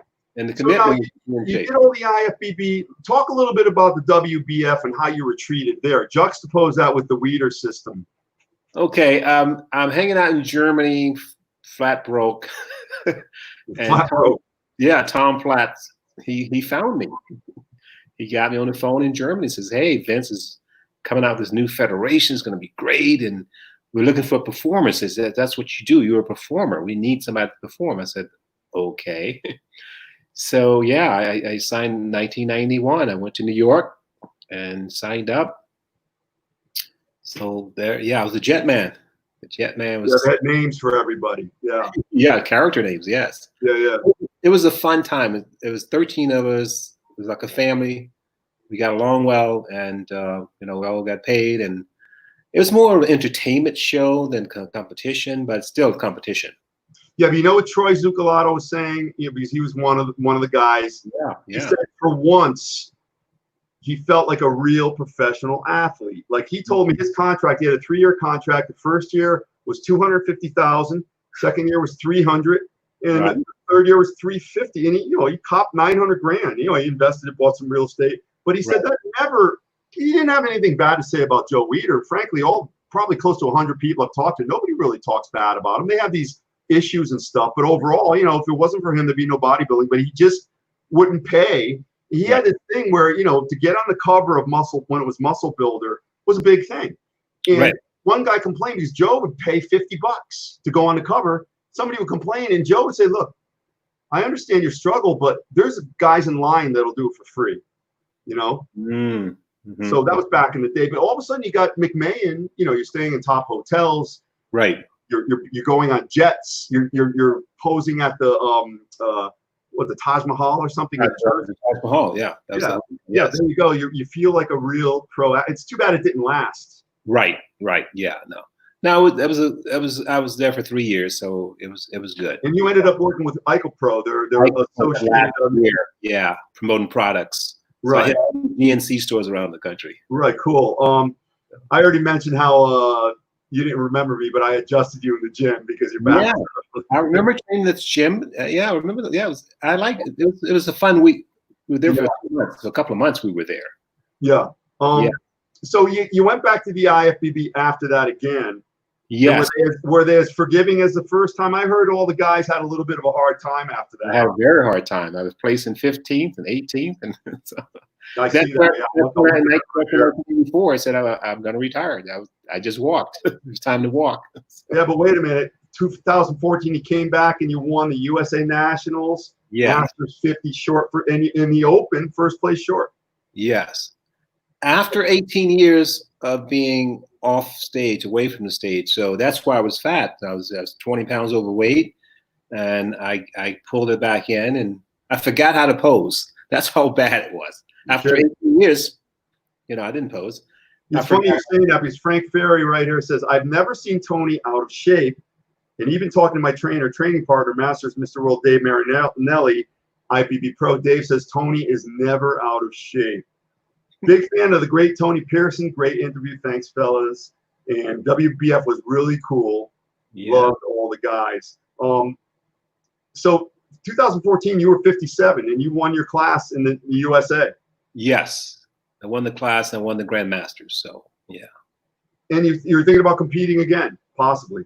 This year, possibly. We'll see if it's going to happen or not. It depends on my body. If my body holds up, I can only take one day at a time, and I'll be pushing 64, and we'll see where I'm at when we get that close. That last 3 months away, I'll see where I'm at. That'll give me 12 weeks to pull it in. So we'll see. So for the past 24 years, I think you've been a personal trainer. Yes, I started personal training in '94 in LA. Wow. Now, who do you focus on, and how do you attract clients? Or do you have a regular group of people? I have a website, Tony Pearson, personaltrainer.com. Let me put that down, Tony Pearson, personaltrainer.com.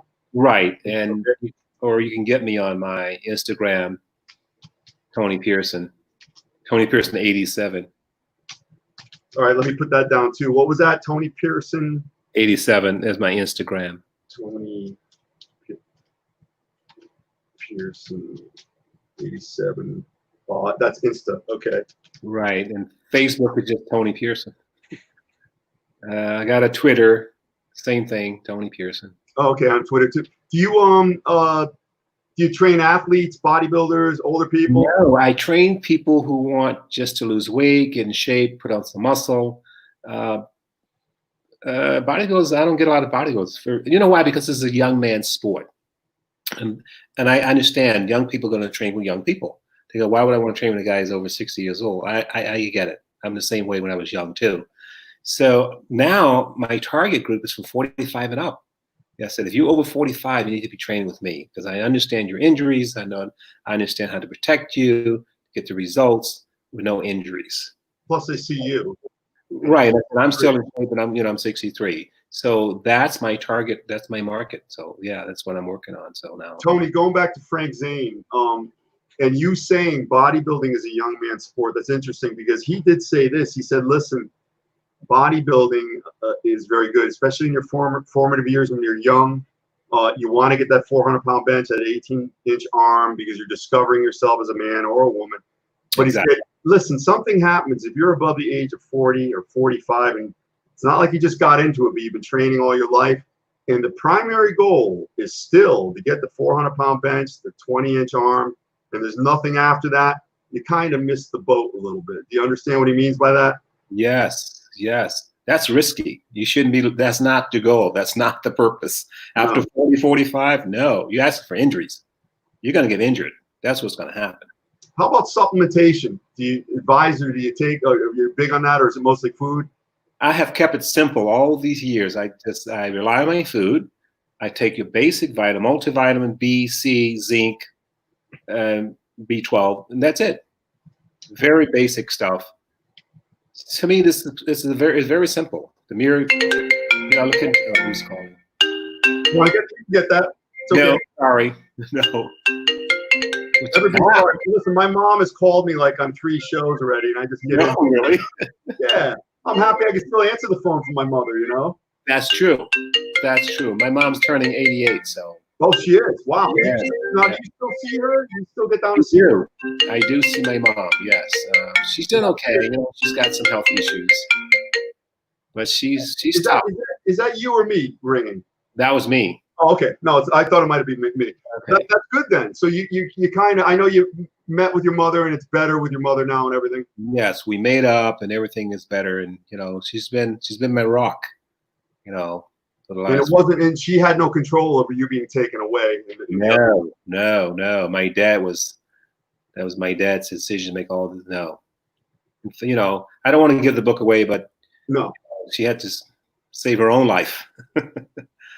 Listen, you wanna buy a good book, and this is when Dr. Dusa will advise you to keep electronics in your bed when you go to sleep, because ordinarily if you can't sleep, I tell people get the phone out, just go to sleep or read a book. This is something that is healthy. It will produce positive chemicals in your brain and in your body, in your soma and in your physiology, because it's a great story. There's a lot of great lessons in it. The man is still with us, and he implements all the tools that he offers in this book. You can go to Amazon.com, just punch in Driven and put Tony Pearson's name in there. And listen, he's got a lot of, my book, I've got, one person gave me a real scathing bad. Everybody gave me a 5, 20 people. And one guy comes on, it's a 1. I'm like, listen, maybe a 3. Oh, no. I must have an enemy. But no, Tony, 70 plus really good ratings. So I think you'll find a lot of value in it, and you're using it as a platform. And just talk, we're almost done, but talk about the kids again. That's one of your missions, right? Yeah, that's my mission, because I want to help the kids. I mean, help to give them hope and to inspire them and to tell their story, seek help, because, they're lost. These are lost kids. And even if you're 16, 17, you're still a kid. I mean, you've been abused your whole life. You have no escape. You have no money. You have nowhere to turn. You don't know anything about the world. You're trapped in your world. And your parents are drinking or on drugs or in jail or in prison. So this is all over the country, not just America, all over the world. Your words pack punch, because you mentioned 16, 17, even older. If you don't have the guidance from the proper higher ups or adults when you're a kid, sometimes you grow up and you stop growing at 15 or 21, and that's your personage for the rest of your life. And it's very hard to function in the world. And furthermore, maybe you'll agree that these days the family unit is much more fractured. Yes. Much more fractured. So the kids, who the hell do they have? They're living with relatives. Yes. They're living in homes. They join the gang. They get into the gangs, and yeah. Exactly. Well, what did you say? One of the pretexts here is you got tired of living. Not that you were a liar, but you were hiding a lot, and you don't thrive. You don't feel good. And now that you do that, you feel much more free. Not totally free, because you're always going to be shackled by some of the scars. That don't go away. But the kids, they've got all this going on, and they don't really have much of a chance if they don't see any hope. But they could see a guy like you, and again, all other things being considered, I don't see too many different panoramas in my mind where it could be any worse for you. Like, listen, you never had a Christmas. No. You never watched Charlie Brown on TV. No, I never had a birthday. No, you didn't have birthday parties. You didn't have cake. You went, you didn't go out and play with your friends. No. You went to school and you had to be quiet, and you looked out the window. And you had to put on this act that everything was fine. And just imagine the stress and the cortisol in your body, and listen, and how it could have ultimately eroded your health. It probably did for a bit, but David Bachman just ordered the book and really enjoyed the talk. Good luck going forward, Tony, and stay strong. Again, I admire your perseverance. Rock on, man. Thank you. Tony, like we said, it only more people will buy the book, because again, I'll block people if they don't. Hey, Tony, man, I pulled the lever. I already got people who want to kill me. I'm just a guy in a room. They're not going to find me. Don't you worry. You can't find you, exactly. I want the kids to know they're not alone. And when you repress like that, you think you're the only one, but you're not. I've gone through it. A lot of people go through this.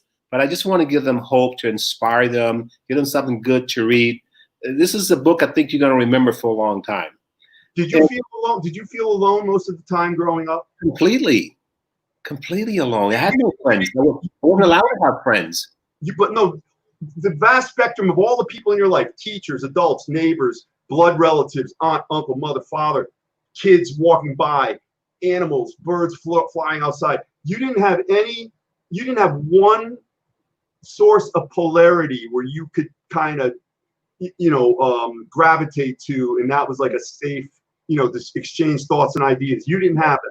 No, until I got, removed from that home. Then, yes, I had no. That's when it finally happened, right? Exactly. For 12 to 13 years, I was just like trapped in a bubble, lost. And then this is how these kids are feeling today. They're all lost. And this is why they turn to drugs.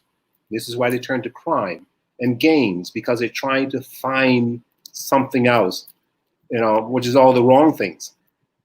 Do you see a solution or deliverance finally from this somehow? I don't know. It's like you said, it's a battle every day. The other thing. Go ahead. Sorry. The other thing with this book is for adults who are still dealing with their childhood issues, and it's all pent up in the relationships and the drugs, the crime, because of the childhood, and they never talked about it. They never got it out. They didn't tell the story. Like I said, we all have a story to tell, which is true, but most people are ashamed and out of fear to tell the story. So another reason I wrote is to inspire people. It's okay to tell your story. Look how long it took me. It took me 45 years to tell my story. What was the tipping point to make you pull the lever on this, though? I said it's my age. I go, tell it now. Who cares? I'm not competing anymore. So what are they going to say? No.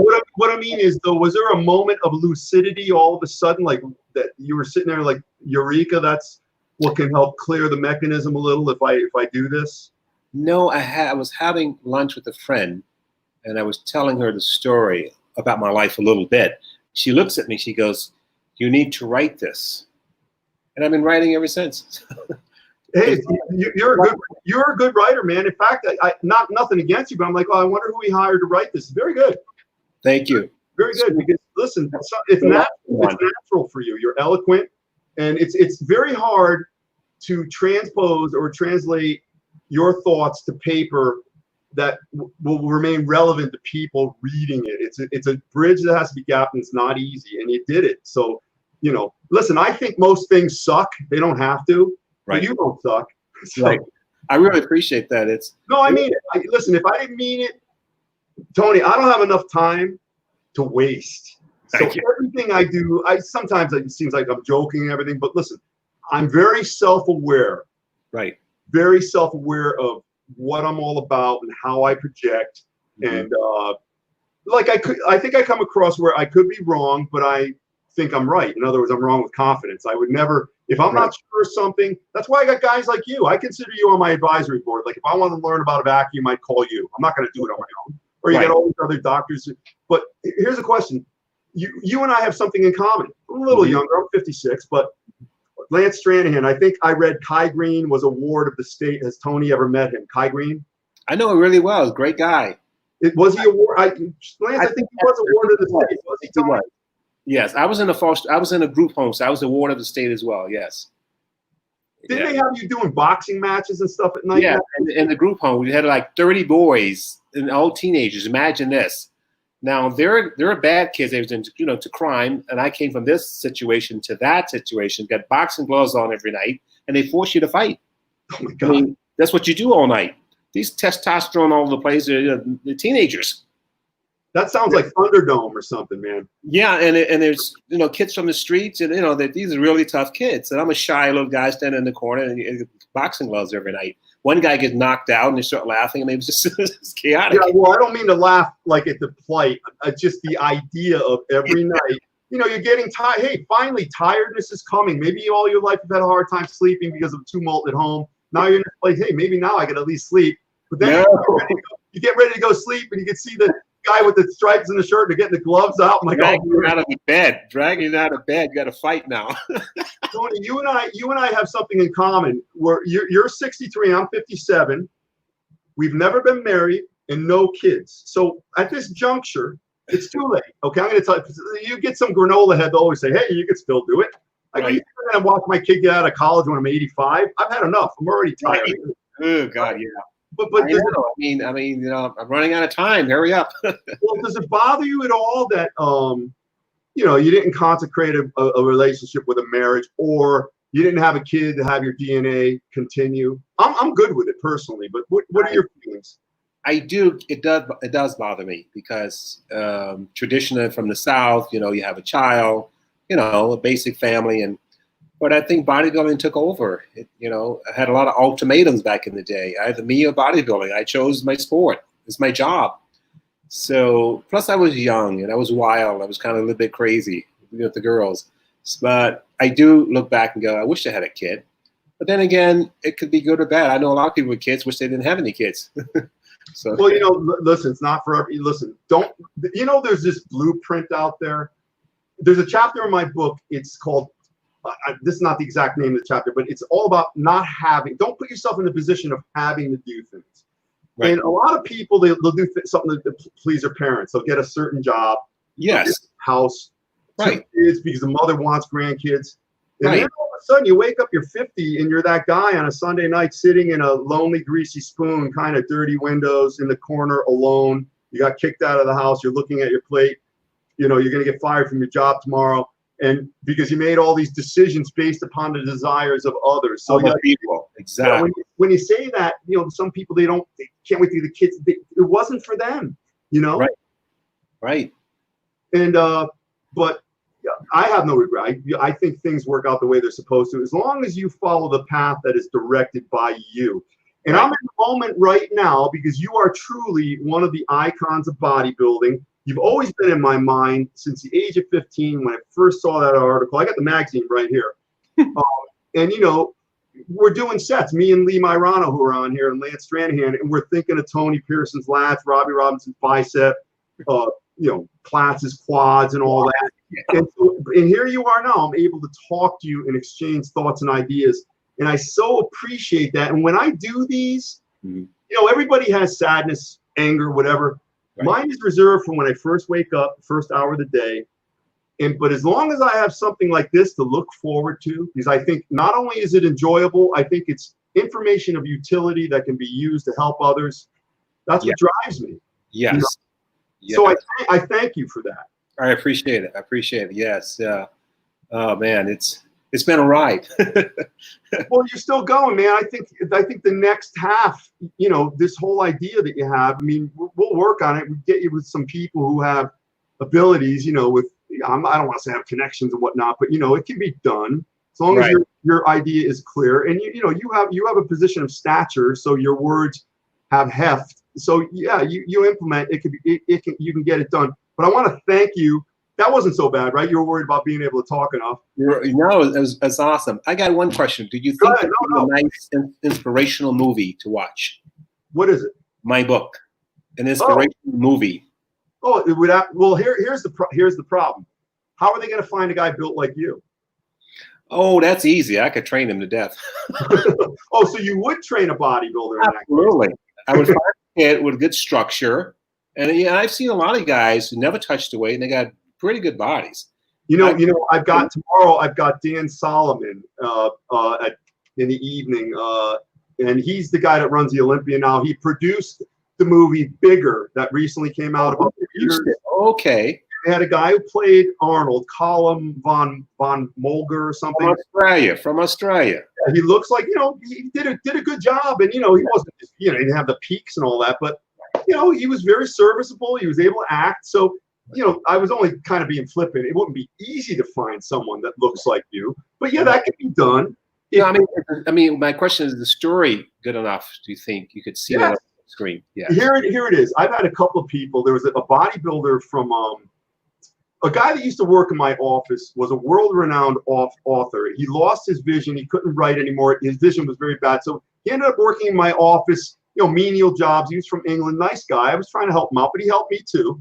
Right. You don't do any favors. It's got to be symbiotic, the relationship. It's like saying you don't want to feel sorry for somebody. You want to have empathy. Right. But he used to write books for universities, and he'd write these amazing. Only 500 people would read them because it was like the architecture of 17th century England. You know, for a focus group of people. And so he wouldn't make any money, but he knew all about publishing. So there was this bodybuilder. I used to write for what's his name, Bob Kennedy, Muscle Training Illustrated, I think it was, or Muscle Trainer. You know, great guy. And you know, most of the information I'd send him on bodybuilders who wanted to forward themselves, he would run it. You know, but this one guy wanted to write a book. He wanted to write a book. So I started talking to him. This applies to you somewhat. Okay. As far as answering your question, you're not parallel to this guy. This guy was kind of a screw up. A great bodybuilder, but that's all he had, because he had these battles that he was writing about, but his book was not done being written because he was still a meth head. He still had all these problems. So I said to him, he got mad. You know, he blocked me and all. I would have helped him. I said, well, let's wait until your life ends in triumph. So in other words, to have a movie, remember, people, entertainment ideation is this. People have a hard life. So they'll go watch the movie. They want to see Tom, you know, when Tom Cruise is climbing the thing, they're ideating that that's them. They're escaping. So they don't want to be this big burly bodybuilder from Canada, and the movie ends where he's in a crack den passing out. No. So listen, you got to come back victorious. I don't think your story is done being written because you want to get to this point where you're helping these kids you talk about, and it doesn't have to be on a wide span. Like tonight, you got one guy, Dave bought your book. There you go. Like Stallone said in the first Rocky, we're gonna fill gaps. You know, you got gaps, I got gaps. Together we fill gaps. Right. You know, David might find one idea in your book that delivers him. It's not going to be every page. No. Right. How could it be every page? That's like me copying your diet and your training exactly. I'm not going to look like you. I'm not you. So you got to find these individuals, Tony, that are in alignment with what you offer. And I think once you do that, and you're really close, and you finish the deal, then you've got a potential movie book. John Defendis is here, and John Defendis. Hello, Tony. What's going on, man? Hold on, David Bachman, you're helping us all. Thank you. Yeah, Tony, John Defendis. Hey, John, did Tony train hard enough? Let's get the lowdown on Tony. He just said, I just received pics of Tony beating Tufel on stage. Did you get the Gruskin, John? Bob Gruskin? And John says, Tony is awesome, all caps. Come on, John. Hey, John, you were the first member ever on the MTFU Longevity podcast. You were the first I thought of. So here you are now. But did you get those pics from Gruskin? Because maybe Tony would. Bob Gruskin, the photographer, just passed away. You cited him in your book. Yeah, I know. Yes. Apparently, John says yes. That's where we got the pictures. Apparently, a lot of guys were sent hundreds of pictures he took of them that they had never seen. So it's got to be kind of cool when you think about it. Yes. Wow. David Bachman says, I'm 61. I like learning from maturity and experience. Well, you got to hear it, David. And thanks again for buying that book. And anybody on here, if you share this video, we appreciate it because I put all of Tony's contact information in here. Tony taught me a few things when he did a seminar at Palm Beach Gym. That's John Defendis saying that. Wow, Palm Beach. I remember that. You remember? I think Lance Stranahan is from that area, right, John? Lance is around here lurking somewhere tonight. Well, listen, Tony, we took a lot of your time. Any parting words or anything? No, I just really enjoyed being on your show, and I had a great time. It was fun. It worked out really good, didn't it? Absolutely, yeah. I'm going to put it on your timeline. Your people will be able to see it. I'm going to put it on my YouTube. I'll tag that as well so people can go there. And, this is out there in perpetuity. People could see your information. They can contact you anytime. They watch it and get inspired. And, there's nothing else you have to know because this is Tony. He lives a life of truth now. Get his book, Driven. Go to Amazon.com and contact him. Let him know what you think. Lance says, I remember reading Arnold noticed Tony early on before he was competing. He gave him some encouragement. Is that true?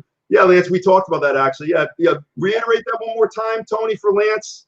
Yeah, Muscle Beach, 1976. Arnold came over and discovered me in the weight pen. And he sent me out to see Joe Weider.